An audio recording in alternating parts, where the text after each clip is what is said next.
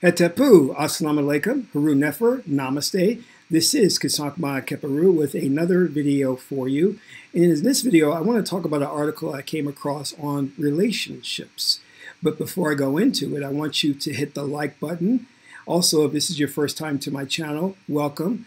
Hit the subscribe button to get notifications of more videos like this. And also consider becoming a Patreon member. You can do so for as little as $1 or $5 a month, and you'll get access to exclusive content like how to perform a ritual, how to work with oracles, manifestation, magic, all that good stuff. So let's get into this article at hand. And usually I'm not into reading a lot of articles on relationships because I feel that Western society has a very warped idea of these relationships, but this one I found particularly interesting. So let me read the title. You may be turned off by guys who are too nice because your triggers need drama. Ah, interesting. So let's go into this article and see what the author has to say. And I'll add my perspective as a priest magician on this as we go along. I am not an advocate for dating any man just because he's nice to you. Nice is the bare minimum when it comes to relationship compatibility, and I don't think any woman owes a man her attention just because he consistently does sweet things. And this is a good point here because I want men to know that you should not be trading your niceness or being sweet for a woman's attention. Because a lot of men in this society are taught that you want to give a woman gifts and things of that nature to get her to like you. So you don't want to try and buy her attention. You want her to like who you are, so you want to be authentic without having to go to any lengths to get her recognition. Let's go on. But I will say that when we have been in continuously unhealthy or abusive relationships and the thought of someone too nice or too considerate completely turns you off, makes you downright sick, you may have to consider where that's coming from. Now, one of the things I will say is that women are very acute at reading subcommunication. So I think part of the reason why she may be turned off because she knows you're not being authentic. She knows that you're trying to buy her attention. And rightly so, she should be turned off because no woman wants somebody who is fake, who's not presenting their real self. But let's go on. According to Dr. Amir Levine, author of Attached, based on how we were treated by family members or past lovers, we develop attachment styles that can shape who we are attached to. He outlines the 3 attachment styles as anxious, avoidant, or secure. Now, I want to point out something about modern psychology, which they have refused to or failed to recognize that a lot of your conditionings, as we call it, or hang-ups, come from past life. You bring baggage with you from a previous life. They only want to attribute the hang-ups that you have or the baggage that you have through this present life of, social conditioning from your family, your friends, from mass media. But I believe, and it has been continuously proven, that there are memories that you bring from the past life that do impact your relationships in this life. So let me go on. Here is how Levine outlines the 3 attachment styles according to a Vice report. Secure, feels comfortable with intimacy and are warm and loving. Anxious, craves intimacy, often preoccupied with relationships and longs to get closer with their partner. Avoidant, equates intimacy with loss of independence, distancing self, the idea that something better is around the corner. That's that that grass is greener on the other side of the fence mentality. All right. Now he goes on to list some examples. For example, if you have an avoidant attachment style, someone who is secure may turn you off. It will feel like something is wrong because they are not distant or inconsistent. Because you are used to equating an activated attachment system with love, Levine wrote, you conclude that this can't be the one because something is missing for some reason. No bells are going off. You associate a calm attachment system with boredom and indifference, and because of this fallacy, you may let the perfect person pass you by. So while it takes self-awareness and work with a therapist to really sort out why people who are potentially good for you gross you out, it's not impossible to resolve. Next time you feel a little nausea from just kind behavior, it's worth considering why. Now, I do agree in part with this idea of the attachment styles, and that you know, you could be turned off by someone who is being nice because you have an avoidant personality type. But I want to really hone in on the point that society has a very skewed sense of what relationships are about. And if we could talk just briefly about our ancient ancestors and their culture of when, well, let me just take a step back. When you're looking at these attachment styles, you have to also consider how old the person is. And that's what we did in ancient times. We look at the fact that younger women and younger men could not gauge their feelings very well because they were developing, their emotions were going crazy.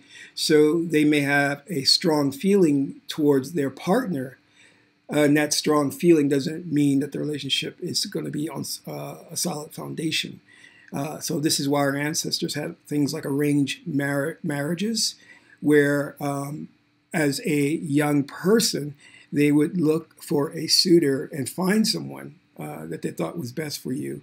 And then, for example, the male would then have to offer a dowry to prove that he was financially capable. And also, let's not forget that the idea of family was looked upon very different back then. It was very important in terms of your legacy, where you came from, in most cases, your name, your reputation. So the family would take an active role in hooking you up, as we should say, and making sure through the process of the relationship and courting that it was successful. We don't have that in today's society. We don't have the idea of lineage and family name, or the family actively involved to make sure that the relationship is successful. The ruling elite has made sure that, in fact, relationships do break apart, and that there is a type of gender war or feud that's going on. Now, a lot of things, too, that we have to point out is that women in today's society have become accustomed to this whole idea of drama, adventure, excitement, that a guy has to stimulate her consistently. And I tell guys this when they go on a date, that your role on that date is not to be a dancing monkey or entertain the girl. She is just as responsible for making the date successful as you are. Okay? So it's an even exchange. And if at any time you're not feeling comfortable, this goes for both men and women, you can just end the date and move on. And it's important to note that we have a shadow self, and trapped within that shadow self are all our hangups. And unfortunately, a lot of women are into the drama thing, where there has to be some type of excitement and drama in the relationship for them to feel that it's actually a solid relationship, one that's worth pursuing. And then men also have these false expectations from women, and those get trapped in the shadow self. So we have to keep those things in mind. This is why we use the oracles, such as the Meduna-Ter, the tarot, to look at the relationship and seeing if we should even get involved in the courting process, or if this person is right for marriage. Will this person potentially cheat on us? Does this person have some dark hidden secrets? Or are they bipolar? Or do they have an illness that may psychologically affect them and destroy the relationships? A lot of times we're so quick to jump into things that we get into the marriage and having the kids without really getting to know the person we're with. And later on, a big reveal happens to where, oh, turns out this person has bipolar disorder, or it turns out this person was abused by their family. And a lot of women get, sexually abused by family members, and then those hangouts kind of take shape in the relationship, because there are certain things in a relationship which we call triggers that will trigger that latent emotion or that conditioning, and it will come out, and then you'll inadvertently blame the partner, but it was always there lurking in the background, which again we call the shadow self. So we have to be careful of things. This is why our ancestors looked at relationships as not only something to get involved with to further the agenda of the clan or the family, but also as a means or method to spiritually work on self. Because if your partner is into spirituality and your partner is bringing drama, and you, of course, are bringing drama, then you can help each other and work those things out if you both are coming from a spiritual perspective. However, if one partner is spiritual and the other partner is not, then you're going to have some issues there. But I've always said that your relationship needs to be governed by either the oracle or certified priest or priestess to oversee things and to intervene and be that third party, that voice of reason for you. But the most important thing is, before getting into a relationship, is that you work on self, recognizing the hangups that you may have and actively working on them so you don't bring those to the table in the relationship. But, no one's perfect. We're going to bring some type of issue to that relationship, whether we realize it or not, because some things are lurking deep within the recesses of the subconscious mind, and it's difficult to ferret those out. And again, sometimes the only way they come out is in the relationship when the triggers are activated, and then there goes the drama. So I really advise getting into spiritual culture before the relationship, and the use of something like, for example, the Neb-Het oracle, which really identifies your hangups and emotional woes, is a good tool to fix those things. So there's other oracles out there. The tarot is more predictive oracle. The I-Ching is more of a spiritual advice. But the Neb-Het really hones in on certain character traits that may be deficient, others that may be in excess, and allows you to work on those, to balance those, so that you and your partner can have a harmonious and loving relationship. So I'm going to put the link to this article in the description box so you can reference it. I think it's a really interesting article.